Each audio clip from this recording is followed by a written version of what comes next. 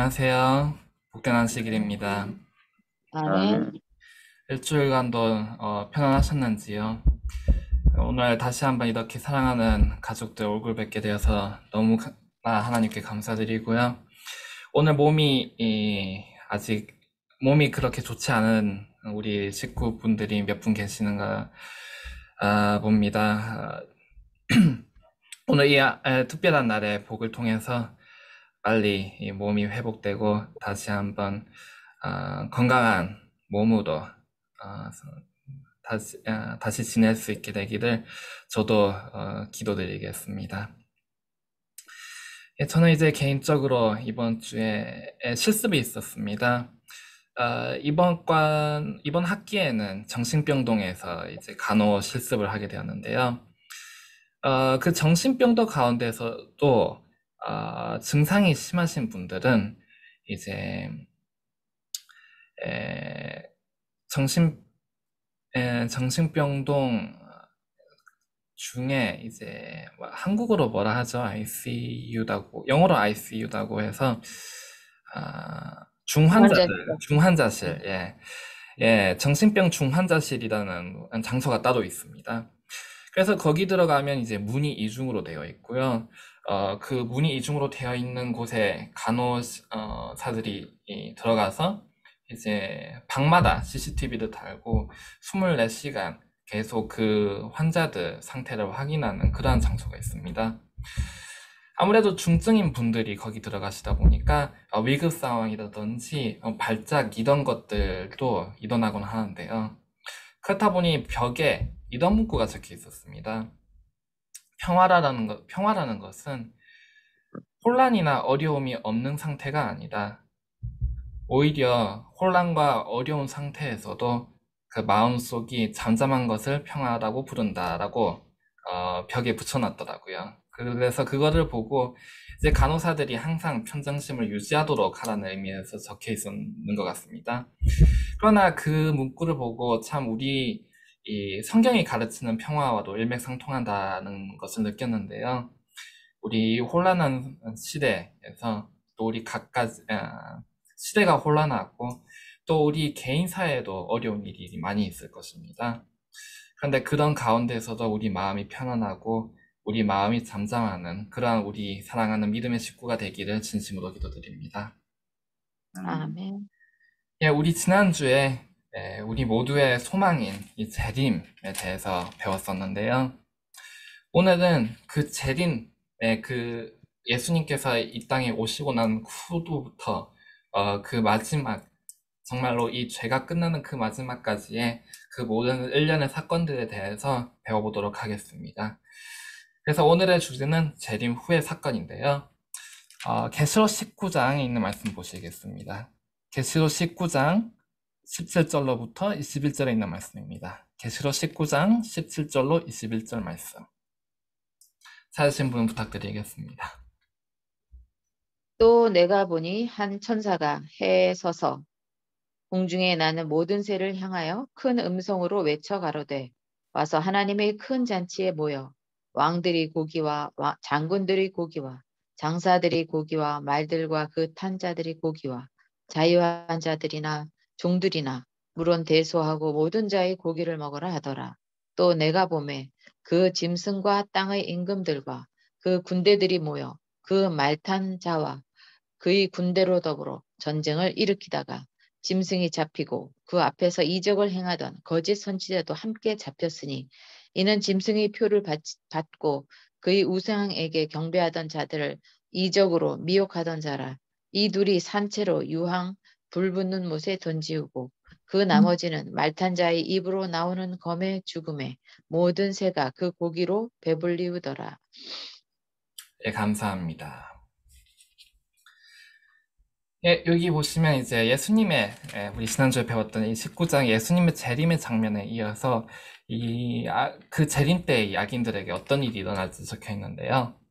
여기 보시면 우리 지난번에 계시록 17장 공부할 때 배웠듯이 이 짐승과 땅의 왕들이 이 내려오시는 예수님을 보고 거기에 대적하여 싸우려고 합니다. 그러나 그는 당연히 성공치 못하고요. 이 악인들은 모두 이 이 예수님의 영광 가운데에서 죽음 가운데 잠들게 됩니다. 근데 그 모든 장면 중에서도 특히 여기 강조된 것이 짐승, 즉 우리가 배웠던 이 사단과 이 거짓 선지자인데요.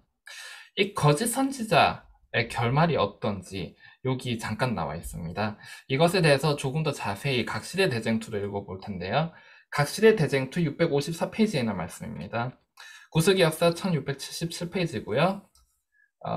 다시 한번 각시대 대쟁투 654페이지, 구스기 역사 1677페이지입니다. 여기 오른쪽 아래 보시면 이 투쟁과 유혈의 참상이라는 소제목이 있습니다. 여기 봐도 다음을 한 달 낙차진 뭐 읽어주실 수 있으시겠습니까? 투쟁과 유혈의 참상.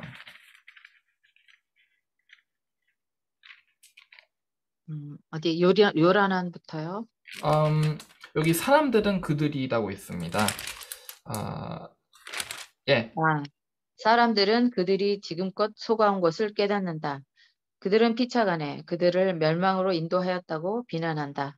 그러나 모든 사람은 연합하여 목사들에게 가장 혹독한 비난을 한다.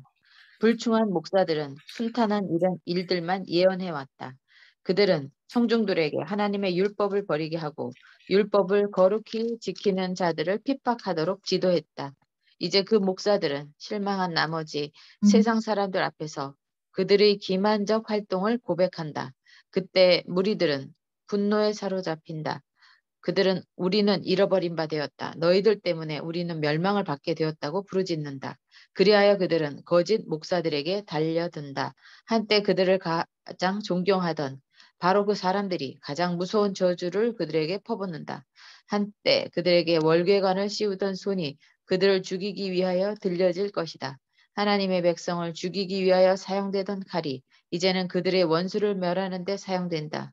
도처에 투쟁과 유혈의 참극이 벌어진다. 네, 감사합니다. 이 성경에서 강조되어 있던 이 거짓 선지자는 여기에 나와 있듯이 이 진리가 아닌 오류를 가르쳤던 이 모든 목사들, 그리고 영적인 지도자들을 가리키는 말인데요. 마지막에 이 거짓을 가르치던 자들은 자기가 진리를 가르치지 않았다는 것을 고백하게 됩니다. 그러면서 이 악인들의 이 증오의 대상이 되게 되는데요. 근데 이 거짓 교사들은 과연 왜 굳이 이러한 짓을 할까요? 왜 그들은 거짓을 가르칠까요? 이에 대해서 각시대 대쟁투에 이렇게 적혀 있습니다. 여기 다시 이 앞쪽에 1677페이지에 돌아가시면요. 왼쪽 하단에 사람들의 인기들이라고 있습니다. 여기서부터 한 단락 제가 읽도록 하겠습니다. 사람들의 인기들. 사람들의 인기를 얻기 위하여 진리를 저버린 목사는 그의 교훈의 성격과 영향을 이제 분별하게 된다. 그가 강단에 섰을 때, 거리도 걸어갈 때, 여러 가지 생애의 장면에서 사람들과 교제할 때, 전지하신 분의 눈이 언제나 그를 떠나지 아니한 것이 분명하다. 심령의 모든 상태, 기록된 모든 문자, 표현한 모든 말, 사람들을 거짓된 피나처에 쉬게 한 모든 행동들은 이미 씨를 뿌렸다. 이제 그의 주위에 있는 불행하고 잃어버린 바 된 영혼을 통하여 그는 수확을 바라본다. 예, 우리 14만 4천인의 특징이 무엇이었습니까? 우리 일곱복에 대해서 배울 때 14만 4천인의 특징은 곧 그들의 행한 바가 그들을 따를 것이다 라는 적혀 있었습니다.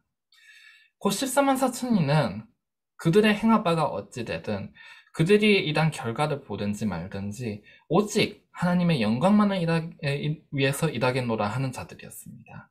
그렇게 하나님께서는 그들이 행한 바를 취하시고 그들이 순교한 이후에도 그들이 행한 바가 그들을 따르게 하실 수가 있는 것이었는데요. 이처럼 오직 하나님의 영광만을 위해서 일하고 자신의 영광을 버리고 자신의 명예를 버리는 그러한 14만 4천인가요? 그리고 그 14만 4천인이 따르는 어린 양이 누구셨습니까? 자신의 영광을 버리셨고 자신의 지위를 버리셨고 자신의 보좌를 버리시고 자신을 낮추시어 가장 큰 수치를 당하신 분이셨습니다. 그와 대조적으로 이 사단의 왕국에 백성들은 어떠합니까? 이 거짓 선지자들, 그들은 무엇을 추구하고 있습니까? 그들은 사람들의 인기를 추구하고 있습니다. 그들이 왜 거짓을 가르칠까요? 그리고 왜 그들이 이, 이, 그 자신이 거짓된 것을 알면서도 그것을 고집을 할까요? 이 거짓 진리의 내용이 무엇입니까? 모든 것이 편안하다. 사람들의 인기를 얻기 위해서 이 거짓 교리를 전파를 합니다. 그것이 거짓임을 알면서도 그것을 고집하고 때때로 그것이 진리라고 믿기까지 하면서 그 거짓 교리를 가르치는 이유가 바로 사람들의 인기를 얻기 위해서입니다. 우리 마지막 때에 특히 이 어린 세대들을 보면 이 사람들의 인기라는 것에 매우 민감합니다. 사람들의 인기를 얻기 위해서 무엇이든 행하고, 그리고 이 세상이 가르치는 바도 무엇입니까? 자신을 사랑하다라든지, 이 자신을 추구해라라든지, 이 자신을 강조하는 교육을 계속 가르칩니다. 그리고 또한 이 경제적인 시스템도 사람들에게 인기가 많으면 많을수록 그 부도 커지고 명예도 커지고 이처럼 사람의 인기를 추구하게 하는 그러한 상황 속에 있습니다. 그러한 가운데 과연 우리는 어떠한 길을 걷고 있을까요? 과연 우리는 자아를 버리고 하나님을 위해서 모든 것을 바치는 그러한 길을 걷고 있을까요? 혹시 우리 가운데 자신을 높이고자 하는 정신이 조금이라도 있다면 그것은 그것은 사랑이 파고드는 그러한 문이 되어서 마침내 우리를 거짓 선지자로 이끌게 될 수도 있습니다. 우리에게는 성경의 지식이 주어졌습니다. 그 말은 곧 이 성경의 지식을 우리가 악용한다면 우리는 사람들의 인기를 얻는 거짓 선지자가 될 수도 있다는 뜻입니다. 그러므로 우리는 우리에게 주어진 이 선물을 어떻게 활용하는지 올바른 선택을 해야 할 것입니다. 네, 이 거짓 선지자와 더불어 여기서 강조되었던 것이 짐승의 결말입니다. 이 짐승, 곧 사람에게 어떠한 일이 일어나는지 각시대 대쟁투에 있는 말씀 보도록 하겠습니다. 각시대 대쟁투 657페이지고요. 구스기역사 1678페이지입니다. 여기 이 다음 소제목이 땅의 황폐 상태라고 나와 있는데요. 이 땅의 황폐 상태에 봐도 보시면 그리스도께서 재림하실 때라고 있습니다. 여기서부터 두 단락 읽어주시겠습니까? 그리스도께서 재림하실 때 악한 자들은 온 지면에서 사라진다. 그들은 주님의 입의 기운으로 죽고 주님의 영광의 빛으로 멸망당한다. 그리스도께서 당신의 백성을 하나님의 도성으로 데려가심으로 이 세상에는 거민들이 없어진다. 여호와께서 땅을 공허하게 하시며 황무하게 하시며 뒤집어 엎으시고 그 거민을 흩으시리라. 땅이 온전히 공허하게 되고 온전히 황무하게 되리라. 여호와께서 이 말씀을 하셨느니라.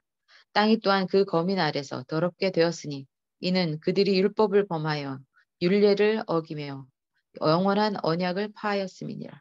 그러므로 저주가 땅을 삼켰고 그 중에 거하는 자들이 정죄함을 당하였고 땅의 거민이 불탈이라. 온 땅은 황량한 황무지같이 된다. 지진으로 파괴된 도시와 촌락들이 폐허들, 뿌리째 뽑힌 수목들, 바다에서 튀어나오고 땅이 갈라짐으로 솟아올라 여기저기 흩어져 있는 거친 바위들이 지구 표면에 널려 있다. 또한 커다란 동굴들은 산들이 그 기초부터 갈라진 지점을 말해준다. 예, 감사합니다. 짐승의 결말에 대해서 조금 더 들어가기 전에요. 이 짐승 제외한 이 악인들을 보시면 여기 주님의 입의 기운으로 죽고 주님의 영광의 빛으로 멸망당한다는 것을 볼 수 있습니다. 이처럼 그리스도의 재림으로 인해서 이 지상에는 아무도 남지 않게 되고요. 그리고 그 모든 일곱 재앙으로 인해서 땅이 황폐하게 되는 것을 볼 수 있습니다. 그리고 이때 황폐한 상태를 이 창조 전의 상태에 비유하기도 하는데요. 그처럼 이 재창조를 앞두고 이 지구는 다시 한번 가장 예전의 상태이기도 하고, 그리고 아무것도 없는 황무지와 같이 아무 생명도 없고 그리고 오직 황폐해져 있는 그러한 상태에 남겨지게 됩니다. 그리고 여기에 결박되는 것이 이 짐승, 곧 사단인데요. 계시록 20장 1절로 3절에 있는 말씀 읽어주시겠습니까? 계시록 20장 1절로 3절 말씀입니다. 또 내가 보매 천사가 무저갱 열쇠와 큰 쇠사슬을 그 손에 가지고 하늘로서 내려와서 용을 잡으니 곧 옛뱀이요 마귀요 사단이라 잡아 1천년 동안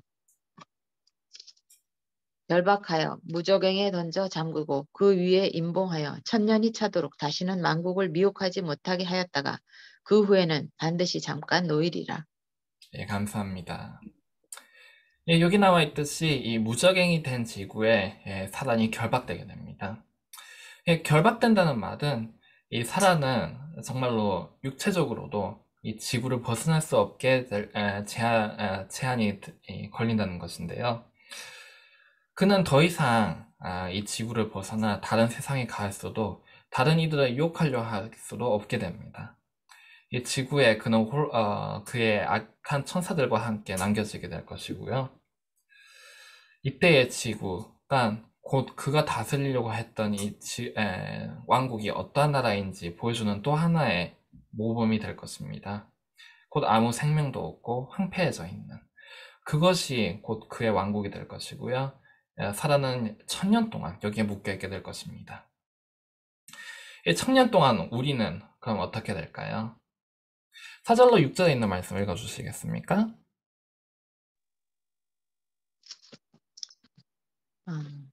또 내가 보좌들을 보니 거기에 앉은 자들이 있어 심판하는 권세를 받았더라. 또 내가 보니 예수의 증거와 하나님의 말씀을 인하여 목배임을 받은 자의 영혼들과 또 짐승과 그의 우상에게 경배하지도 아니하고 이마와 손에 그의 표를 받지도 아니한 자들이 살아서 그리스도로 더불어 1000년 동안 왕노릇하니 예, 그 나머지 죽은 죄송합니다. 네, 읽어주세요. 네, 그 나머지 죽은 자들은 그 1000년이 차기까지 살지 못하더라. 이는 첫째 부활이라. 이 첫째 부활에 참여하는 자들은 복이 있고 거룩하도다.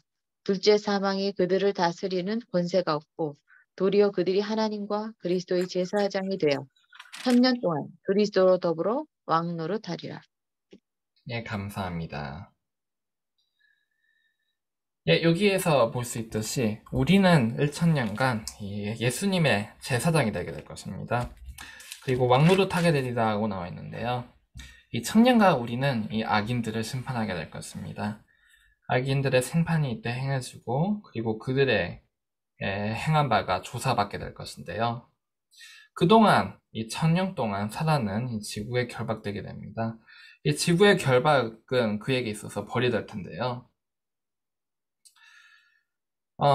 이 사단이 이 1000년 동안 어떠한 경험을 하는지 각 시대 대쟁투 있는 말씀 잠시 보시겠습니다. 각 시대 대쟁투 660페이지, 구세계사 1679페이지인데요. 여기 오른쪽 하단에 보시면 1000년간 사단은이라고 있습니다. 여기를 한 단락 제가 읽도록 하겠습니다. 1000년간 사라는 그 황폐된 땅에서 방황하며 그가 하나님의 율법을 거슬러 반역한 결과를 바라본다. 그 기간에 당하는 사란의 고통은 참으로 크다. 타락한 이후로 그는 끊임없는 활동 때문에 방성할 여유도 얻지 못했다. 그러나 이제 그는 그의 세력을 빼앗기고 처음에 하늘 정부를 반역한 이래 그가 담당한 온 역할을 깊이 생각하게 되었다. 그는 자기가 자행한 모든 죄악 때문에 고통을 받아야 하고 그가 범하도록 유혹한 죄에 대하여 형벌을 받아야 하는 무서운 장래를 내다보면서 두려웠던다. 사라는 여기 적혀 있었듯이 탈락한 이해 한 번도 쉬지 않고 끊임없이 활동해 왔습니다. 그런데 지금 이 1000년간은 어떤가요? 이 1000년간 악인들은 모두 죽고 없어져 있고 그가 그의 영향력을 행사할 수 있는 존재는 더 이상 없어지게 되었습니다. 이 1000년 동안 그는 그가 6000년 동안 행한 바를 다시 한번 깊이 생각해보고 방성하는 시간을 갖게 될 것인데요. 그 이후에 여기 잠깐 적혀 있었듯이 이 1000년 후에 이 사라는 이 결박에서 놓이게 될 것입니다. 이 결박이 놓인 후에 어떻게 되는지 계시록 20장 7절과 8절에 있는 말씀을 읽어보도록 하겠습니다. 계시록 20장 7절로 8절 말씀입니다. 사진 읽어주시면. 천년이, 네.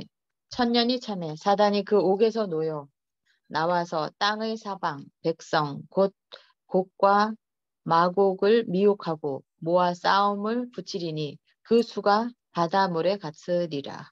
예, 감사합니다. 예, 이 천년 후에 사단이 이 곡과 마곡을 기만할 것이라 나와 있는데요. 이 곡과 마곡이 무엇을 나타내는지 에스겔에 있는 말씀 잠시 보시겠습니다. 에스겔서 38장 14절로 16절에 있는 말씀입니다. 에스겔서 38장 14절로 16절 말씀.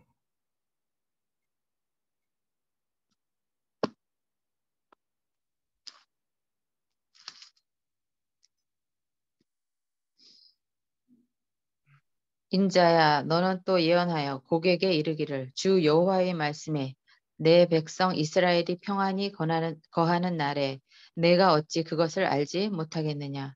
내가 내 고토 극한 북방에서 많은 백성 곧 다 말을 탄 큰 떼와 능한 군대와 함께 오되 예, 구름이 땅 예, 네, 조금 더 읽어주시기 바랍니다. 구름 땅에 덮임같이 내 백성 이스라엘을 치러 오리라. 고가 끝날에 내가 너를 이끌어다가 내 땅을 치게 하리니 이는 내가 너로 말미암아 이방 사람의 목전에서 내 거룩함을 나타내어 그들로 다 나를 알게 하려 함이니라. 예, 감사합니다. 예, 여기 곡과 마곡이 예루살렘을 포위하고 칠 것이라고 나와 있는데요. 이 곡이 누구인지에 대해서 성경에서 딱 콕 집어서 나타내고 있지는 않습니다. 그리고 역사적으로도 이 곡이 누구인지에 대해서 확실하게 알려진 바는 없는데요. 근데 여기 에스겔서 38장 39장에 있는 이 예언으로부터 알 수 있는 것은 마지막 때에 이 곡이 예루살렘을 포위하리다라는 것입니다. 그리고 이 예루살렘을 함락하려 시도한다는 것인데요. 그때에 나의 거룩한 발은 너희 앞에 보이다고 나와 있습니다. 예, 이게 어떤 의미냐면요. 이 천년 후에 예수님께서 이 지상에 다시 한번 내려오십니다. 그때 예수님께서 누구를 이끌고 같이 내려오시나요? 신예루살렘입니다.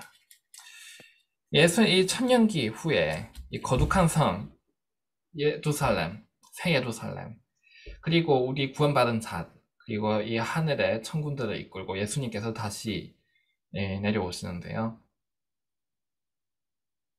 재림 때와는 다르게 이때는 이 지상에 발을 들이십니다. 이때 내려오시는 장소가 어디입니까? 예수님께서 제자들에게 약속하셨던 장소, 처음으로 예수님께서 제자들을 떠나서 승천하셨던 장소이자 다시 오시겠다는 약속을 남기신 장소인 감람산으로도 내려오시게 되는데요. 예수님께서 이 새 예루살렘을 이끌고 감람산에 내려오시고, 그리고 이 태초 이후로 죽었던 모든 악인들을 이때 부활시키십니다. 그래서 여기에 계시록에 나와 있었듯이 그 수가 모래 바다와 같은 정말로 아주 많은 사람들이 될 텐데요. 창조 이후 모든 사람들이니 정말로 지금 당장만 해도 70억인데 이 지구상에 있었던 모든 인류가 이때 부활을 하니 그 수가 참으로 많을 것입니다. 이때의 사단이 이 곡과 마곡을 기만하여 이 신예루살렘을 치려고 할 것이다 하고 나와 있는데요. 이에 대해서 대쟁투에 있는 말씀 잠시 보시겠습니다. 각시대 대쟁투 663페이지, 구시교서 1681페이지에 있는 말씀입니다. 여기 왼쪽에 보시면 사단과 그의 부하들의 공격 준비라는 소제목이 있습니다. 여기를 한 단락 제가 읽도록 하겠습니다. 이제 사단은 채상권을 위한 마지막 큰 싸움을 준비해야 한다. 그의 세력을 빼앗기고 기만하는 이들을 하지 못하게 되었을 때 그 악의 왕은 비참해지고 기가 꺾여 있었다. 그러나 악인들이 부활하여 그 수많은 무리들의 그의 편이 되어 있는 것을 보게 되자 그의 희망은 되살아난다. 그런 대쟁투에 항복하지 않으리라고 결심한다. 그는 잃어버린 자들의 모든 군대를 그의 군기 아래 모으고 그를 통하여 자기의 목적을 달성하고자 노력한다. 그 악인들은 사란의 포로들이다. 그들은 그리스도를 거절함으로써 반역의 두목의 지배를 받아왔다. 그들은 사란의 제안을 받아들이고 그의 명령에 복종할 준비가 되어 있다. 그러나 사란은 그 초기에 관계를 써서 자기 자신이 사란임을 부인한다. 그는 자기가 이 세계의 정당한 소유주인데 그의 상속권을 부당하게 잃어버렸다고 주장한다. 그는 그의 미혹당한 부하들에게 자신을 구주로 나타내고 자기의 능력으로 그들을 무덤에서 부활시켜 바야흐로 그들을 가장 잔인한 횡포에서 구해내려 한다고 그들에게 보증해준다. 그리스도께서 계시지 않게 되자 사라는 그의 주장을 옹호하기 위하여 기사를 행한다. 그는 약한 자들을 강하게 만들고 자기의 정신과 힘을 모든 자들에게 준다. 그는 그들을 지휘하여 성도들의 진을 공격하여 하나님의 성을 빼앗고자 계획한다. 악마 같은 광희도 그는 사망에서 부활한 무수할 많은 무리들 가르치면서 자신을 그들의 지도자라고 주장하고 그가 그 성을 탐험하여 자기의 보좌와 나라를 회복할 수 있다고 말한다. 여기 보시면 이 많은 악인들의 무리를 보고 사라는 다시 한번 예수님을 향해 싸움을 시작하려고 합니다. 사라는 이 모든 악인들에게 자신이 사라님을 감추고요. 자신이 그들의 구주라고 주장을 합니다. 그리고 우리가 수가 많으니 이 신예루살렘을 탈환할 수 있다고 주장하고요. 이때에 그는 그의 무리들 모두 한 군데로 모으게 됩니다. 이때에 태초 이후에 모든 자들이니 이 홍수 전에 매우 지혜로웠던 악인들도 이때 부활하게 됩니다. 그래서 그 모든 무리들을 포함해서 우리가 많이 알고 있는 정말로 전쟁의 귀재들이 많이 있지 않습니까? 그러한 자들도 모두 모아서 작전을 세우게 됩니다. 그리고 작전을 세운 후에 그는 무기를 만드는 자들을 불러서 모든 무기를 준비시키고요. 그리고 군대를 준비시킵니다. 정말로 전쟁에 능한 이 천재들, 그들을 이용해서 이 군대를 소집하고요. 진두지휘를 해서 매우 조직적으로 준비를 시키고 그리고 마침내 이 신예루살렘을 빼앗기 위해서 전진하게 됩니다. 그래서 그들은 마침내 신예루살렘을 빙 둘러싸게 되는데요. 그때에 이 모든 예언들이 성취가 되게 됩니다. 이 곡과 마곡을 기만하여 이 사라는 신예루살렘을 치려하고요. 그리고 에스겔에 나와 있었듯이 이 고가 너는 이 신예루살렘을 둘러싸게 된다고는 예언이 성취게 됩니다. 근데 예언이 더 나와 있었죠. 그때 나는 나의 거룩한 바를 너에게 보여주리다 하고 나와 있습니다. 이것은 무엇을 의미할까요? 하나님께서는 과연 이 악인들에게 무엇을 나타내 보시는 걸까요? 이 다음 페이지에 있는 말씀 보시겠습니다. 각시의 대쟁투 다음 페이지에 있는 말씀인데요. 영문 페이지 666페이지, 구세기 역사 1682페이지에 있는 말씀입니다. 여기 두려운 광경이 펼쳐짐이라는 소제목 바로 다음에 있는 단락인데요. 이렇게 적혀 있습니다. 기도책들이 펼쳐지자마자 예수님의 눈은 악인들을 주목하신다. 그때 그들은 그들이 지금껏 범한 모든 죄를 깨닫는다. 그들은 그들의 발이 어디에서부터 순결과 성결의 길에서 벗어났는지, 그들의 교만과 반역이 그들을 얼마나 심하게 하나님의 율법을 범하게 하였는지 깨닫게 된다. 그들을 죄에 빠지게 한 매혹적인 시험을 받은 것, 축복을 무시한 것, 하나님의 사자들을 모욕한 것, 경고를 거절한 것, 완고하고 회개하지 않은 마음으로 자비의 물결을 물리쳐버린 것, 그 모든 것들이 마치 불로 기록된 문자와 같이 나타난다. 이때에 이 악인들이 행한 모든 바가 그들 앞에 보여지게 됩니다. 그리고 이때 악인들은 자신들이 그 기독이, 그 심판이 올바른다는 것을 깨닫게 되는데요. 그들은 이에 대해서 불평할 수 없게 됩니다.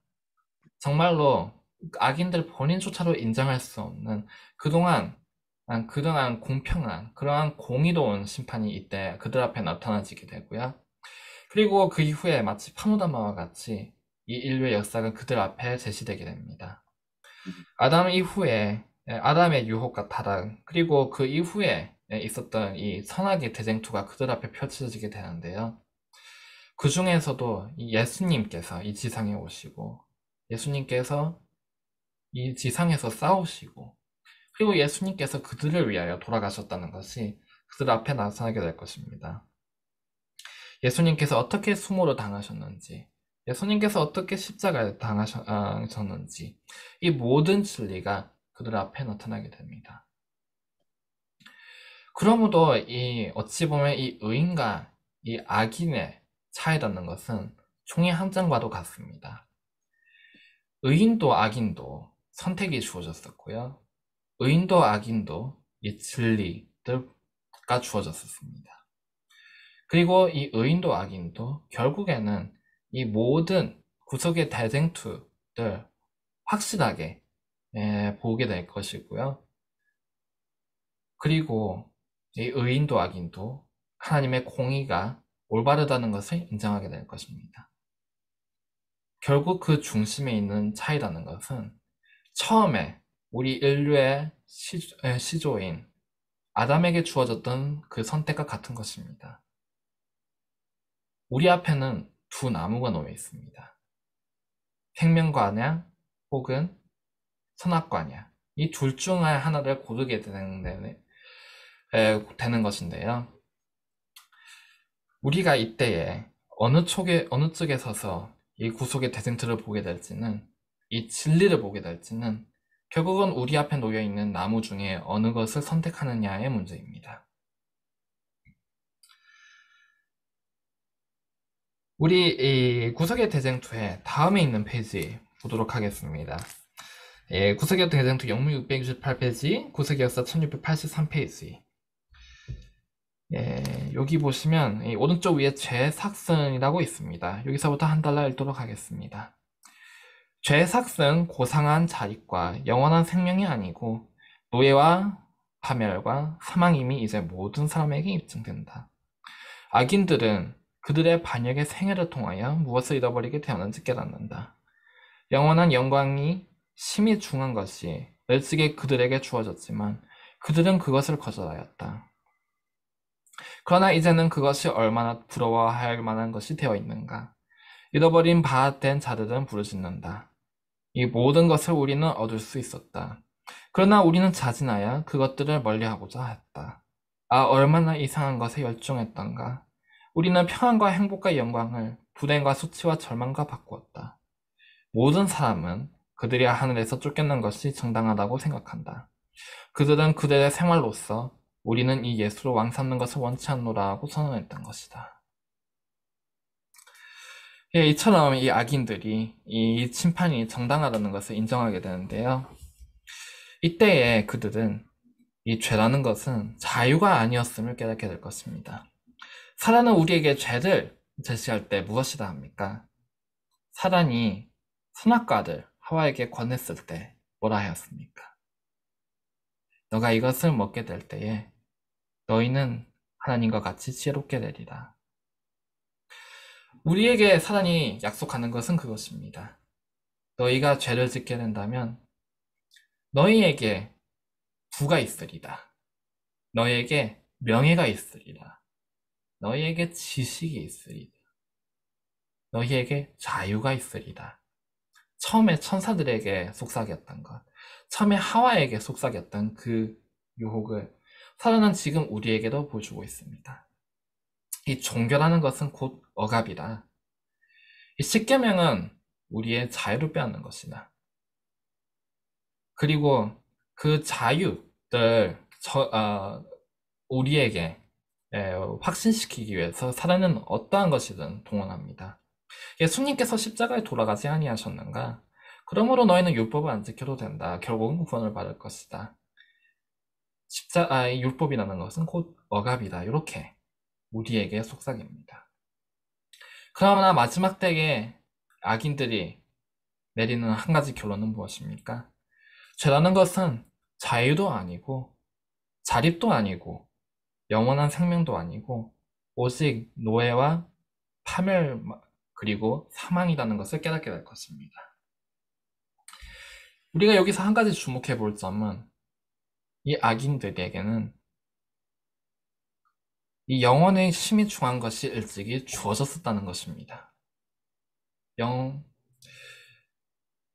영원한 영광의 심이 중한 것. 이 악인들은 진리를 모르는 자들이 아닙니다. 진리를 알고서도 이 사단의 유혹에 굴복하여 그 죄라는 것을 선택한 자들인데요. 우리는 어떠합니까? 우리야말로 이 영혼의 영광에 중한 것이 주어진 자들입니다. 그것은 바꾸어 말해서 우리의 앞으로의 인생에 있어서 우리의 매 순간의 선택의 순간들이 얼마나 중요한 것인지를 우리에게 나타내고 있습니다. 우리에게는 지금 이 영혼의 영광에 중한 것이 주어져 있습니다. 이 진리가 우리에게 얼마나 밝게 주어져 있습니까?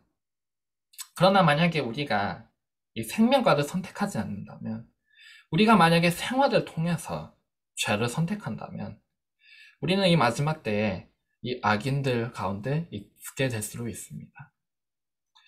그러므로 우리는 매 순간 그리스도를 선택할 필요가 있습니다. 우리는 매 순간 그리스도에게 의지할 필요가 있습니다. 만약에 우리가 죄의 생활을 선택한다면 사단이 우리에게 약속해주는 부를, 명예를, 우리의 자신을 높이는 그 정신을 선택한다면 우리는 이 진리를 알고서도 이 악인들 측에 마지막에 서게 될 것입니다.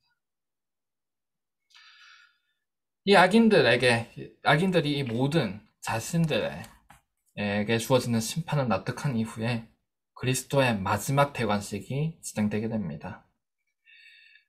이 그리스도의 영광이 이 온 지구를 덮게 될 것이고요.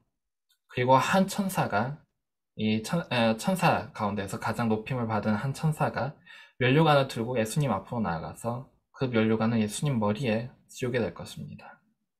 이 모든 장면을 악인들은 멍하니 마치 정신 나간 사람들처럼 쳐다보게 될 것이고요. 그리고 사람도 이 장면을 지켜보게 될 것입니다.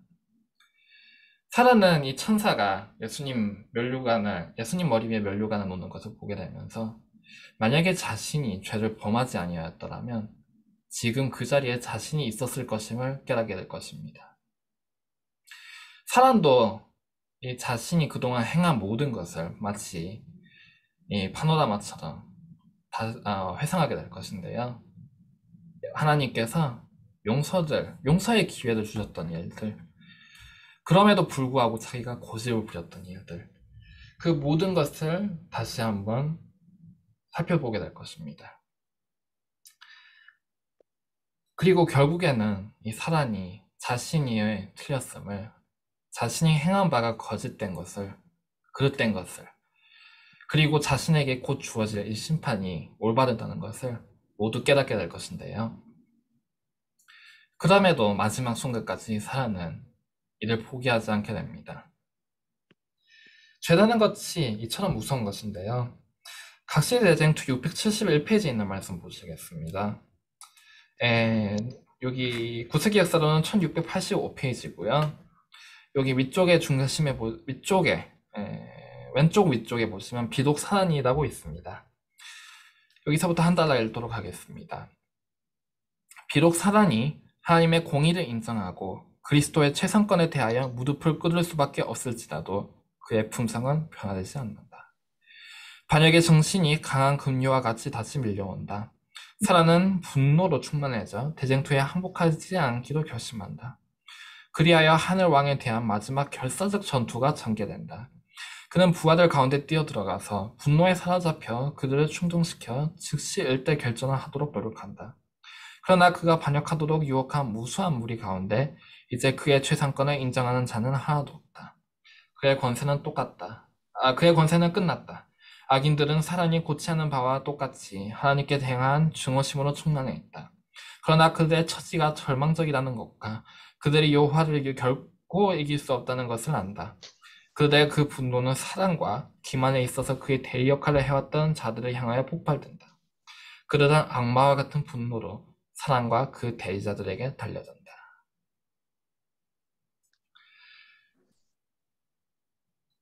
우리 이 죄의 역사를 살펴보면 이 자신이 만든 이 함정에 스스로 빠지게 되는 역사를 많이 볼 수 있습니다. 예를 들면 다니엘을 사자굴에 넣으려고 이 계략을 꾸몄던 자들이 있었지요. 그들이 어떻게 죽었습니까? 사자굴에 던져져서 죽게 되었습니다. 의인을 빠뜨리려고 놓았던 그 자리에 자신을 놓게 되었는데요. 이 에스더 시대에 이 유대인들을 몰살시키려 한 하만이 어떻게 죽었습니까? 하만이 그토록 증오했던 모르드게를 위하여 만든 이 처형대에 자신의 몸을 걸게 되는 결말을 맞이하였습니다. 이처럼 이 죄라는 것은 결국 자신에게 돌아온다는 성질이 있습니다. 이 죄라는 것은 스스로를 파멸시키고 결국 자멸에 이르게 된다는 성질이 있는데요. 이것이 바로 이 사단의 왕국의 성질입니다. 사단이 만든 이 이기심이라는 이 성질은 결국은 자신에게 돌아오게 된다는 그러한 어찌 보면 과학적인 그러한 성질을 가지고 있습니다.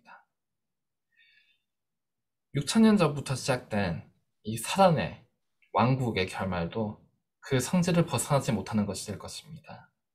마지막 때에 사단은 이 신예루살렘을 위해서 군대를 소집하고 신예루살렘을 함락시키려고 무기를 만들게 될 것입니다. 그러나 그 무기와 그 군대의 칼이 어디를 향하게 되나요? 결국 사단 자신을 향하게 될 것입니다. 이처럼 사단은 자신의 왕국의 결말을 자신의 왕국의 특징이 그래도 실천되는 것을 보면서 그 마지막을 맞이하게 될 것입니다. 이처럼 이 모든 악인들이 이 사단에게 그 분노를 향하게 될 때에 마침내 모든 우주가 그 하나님의 공의로우심을 인정하고 하나님의 왕국이 영원하심을 인정하고 그리고 사단의 왕국이 그 성질에 따라 스스로 파멸해 가는 것을 지켜보는 가운데에서 하나님께서는 이 모든 것을 끝내시게 됩니다. 계시록 20장 9절로부터 15절에 있는 말씀 읽어주시겠습니까? 계시록 20장 9절로부터 15절.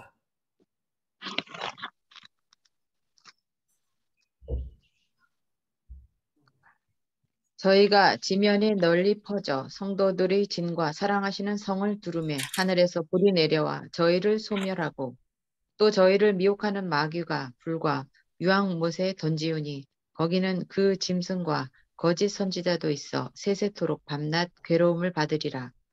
또 내가 크고 흰 보좌와 그 위에 앉으신 자를 보니 땅과 하늘이 그 앞에서 피하여 간데 없더라. 또 내가 보니 죽은 자들이 물론대소하고 그 보좌 앞에 섰는데 책들이 펴 있고 또 다른 책이 펴졌으니 곧 생명책이라. 죽은 자들이 자기 행위를 따라 책들에 기록된 대로 심판을 받으니 바다가 그 가운데서 죽은 자들을 내어주고 또 사망과 음부도 그 가운데서 죽은 자들을 내어주매 각 사람이 자기 행위대로 심판을 받고 사망과 음부도 불못에 던지우나 우니 그것은 둘째 사망 곧 불못이라. 누구든지 생명책에 기록되지 못한 자는 불못에 던지우더라. 예, 감사합니다. 이처럼 이 악의 모든 성질이 이 악인 측에서도 의인 측에서도 이것을 인정하고 하나님의 공의로우심을 인정할 때에 마침내 이 불못 가운데에서 하늘에서 내려오는 불에 의해서 모든 것이 소멸되게 될 것입니다. 이처럼 하나님께서는 모든 것을 공의롭게 행하신다는 것을 우리는 알 수 있습니다. 우리는 이 땅에 살 때에 이 공의롭지 못한 일을 당한 일도 많이 있을 것입니다.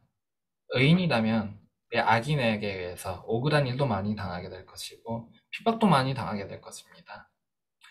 그러나 우리는 그 모든 것을 하나님 손에 맡겨놓아야 합니다. 왜 하나님께서는 바로 심판을 행하시지 않을까요?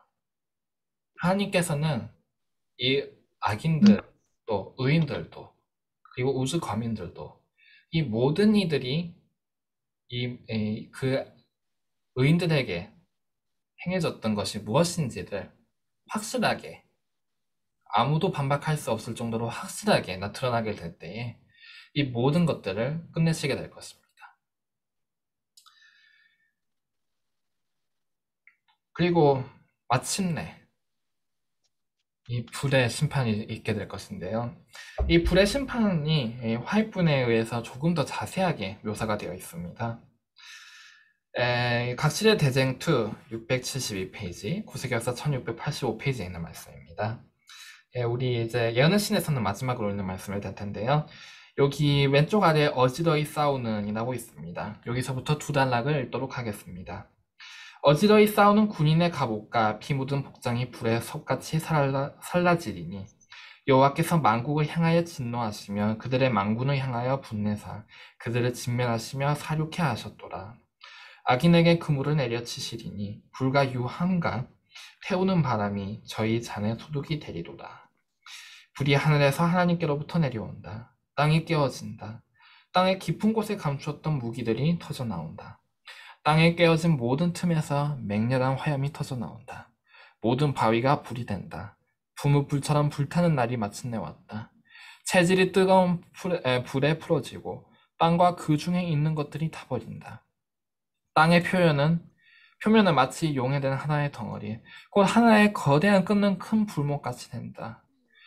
이때는 경거치 않은 자들의 형벌과 멸망의 때이다. 이때는 경거치 않은 자들의 죄송합니다. 이것은 여호와의 보수할 날이요 시온의 송사를 위하여 심하실 해이다.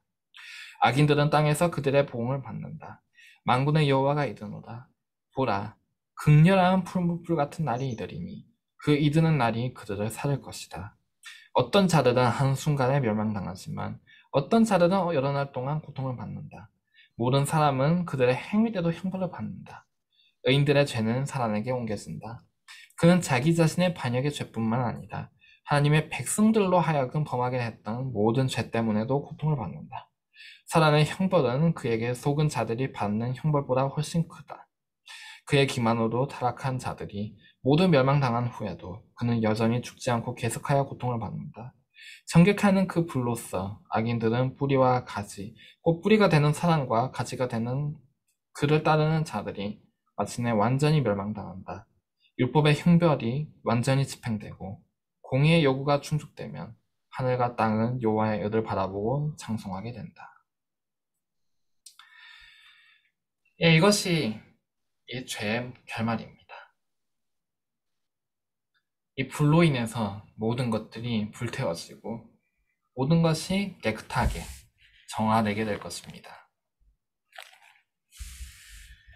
우리 이 죄가 들어온 이래도 이 지구는 한 번 정화를 겪은 적이 있었습니다. 언제였나요? 하나님께서 심판을 홍수. 하신 적이, 그렇습니다. 홍수였습니다. 예수님께서는 이 지구를 물로써 한 번 씻으셨었고, 그리고 이때 불로 인해서 다시 한 번 씻게 되실 것입니다. 이 죄라는 것은 이처럼 물과 불로 인해서 씻겨짐을 받는 것인데요. 하나님께서는 우리에게 이 물과 불로 인해서 우리 죄를 씻으라고 추천하고 계십니다. 우리 마음속에 있는 죄는 어떻게 씻겨짐을 받는가요? 우리는 먼저 물의 침례를 받습니다. 물의 침례로 한번 깨끗하게 함을 받고요. 그리고 우리 마음속에 불의 침례, 곧 성령의 침례이자 우리 시련을 통해서 겪는 이 침례를 겪게 될 것입니다.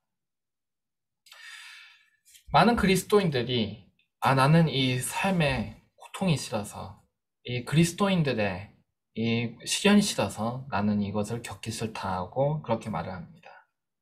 그리고 또 어떤 이들은 나는 이 죄를 버리기가 싫어서, 성령의 음성이 듣기가 싫어서 이 그리스도인의 길을 걷지 않겠노라고 합니다. 그러나 이 죄라는 성질은 반드시 이 두 가지를 통과하게 되어 있습니다. 이 죄는 반드시 물을 통과해야 되고요. 반드시 불을 통과해야 합니다. 그리고 하나님께서는 우리가 죄를 지었음에도 불구하고 정말로 미천한 자가 되었음에도 불구하고 우리 앞에 다시 한번 선택지를 놓아주십니다. 우리 앞에 다시 한번 선악과와 생명과를 놓아주시는데요. 사단은 우리에게 이렇게 말합니다. 선악과를 먹으라고. 이것을 먹게 된다면 너희에게 지혜가 주어지리라. 너희는 하나님과 같이 되리라. 너희는 자유로워지게 되리라. 이렇게 속삭입니다. 그러나 하나님께서는 우리에게 무엇을 약속하십니까? 생명과를 먹으라고 추천하고 계십니다. 요한계시록을 보면서 우리는 생명이 무엇인지 배웠습니다. 예수 그리스도께서 곧 생명이시고 하나님의 말씀이 곧 생명입니다. 생명과는 우리 하늘에만 있는 것이 아닙니다. 예수님께서는 우리 앞에 이 성경을 주심으로써 당신의 말씀을 주심으로써 다시 한번 우리에게 생명과를 놓아주셨습니다. 그리고 사단은 우리에게 선악과를 보여주고 있습니다. 세상의 권세, 세상의 명예를 우리에게 나타내면서 선악과를 먹으라고 권면하고 있습니다. 과연 우리는 무엇을 선택할까요? 우리는 결국에는 반드시 물과 불을 지나도록 되어 있습니다.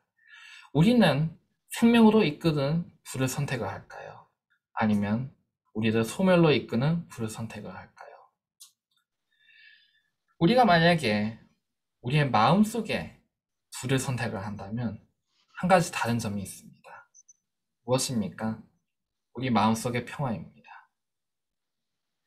우리가 우리 밖에 있는 불을 선택한다면 우리는 어려움과 환난 가운데에서 소멸하게 될 것입니다. 그러나 우리가 만약에 마음속의 불을 선택한다면 우리는 어려움과 환난 가운데에서도 이 모든 지구가 불에 쌓여 있을 때에도 그 안에 있는 평화로운 곳, 신 예루살렘, 그 안에 있게 될 것입니다. 그리고 우리 삶의 어떠한 어려움 가운데에서도 어떠한 불을 지날 때에도 우리 마음속에는 평화가 있게 될 것이고 우리 마음속에 새 예루살렘이 우리 마음속에 하나님의 왕국이 자리 잡게 될 것입니다. 과연 우리는 오늘 어떠한 선택을 하게 될까요? 모세는 가나안에 들어가기에 앞서 이 백성들에게 이렇게 말하였습니다. 너희 앞에 저주를 놓고 축복을 놓노라. 이제 너의 선택은 너의 몫이다. 이렇게 하였습니다. 그리고 모세를 이어서 백성을 이끌었던 여호수아는 마지막에 그 죽기에 앞서서 이렇게 말하였습니다. 너희는 오늘 택하여라. 나와 나의 가정은 하나님을 택하겠노라. 이렇게 말하였습니다. 아멘. 오늘 이 시간에 하나님께서는 다시 한번 우리에게 선택을 주셨습니다. 우리는 결국에는 물과 불을 반드시 지나게 될 것입니다. 우리는 과연 어떤 물과 어떤 불을 선택하게 될까요? 우리 앞에 다시 한번 놓인 이 두 나무, 선악과와 이 생명과, 우리는 과연 무엇을 선택할까요? 하나님께서 축복하여 주셔서 우리가 곧 올바른 선택을 하게 되기를 바랍니다. 우리 앞에 다시 한번 선택이 놓였습니다. 저는 생명과를 선택할 것입니다. 아멘. 저의 가정은 생명과를 선택할 것입니다. 아멘. 여러분들은 무엇을 선택할 것인가요? 하나님께서 축복하여 주셔서 우리 곧 이 마지막 장면에 새 예루살렘 가운데에서 하나님을 찬송하는 우리 모두가 되기를 기도드립니다. 아멘.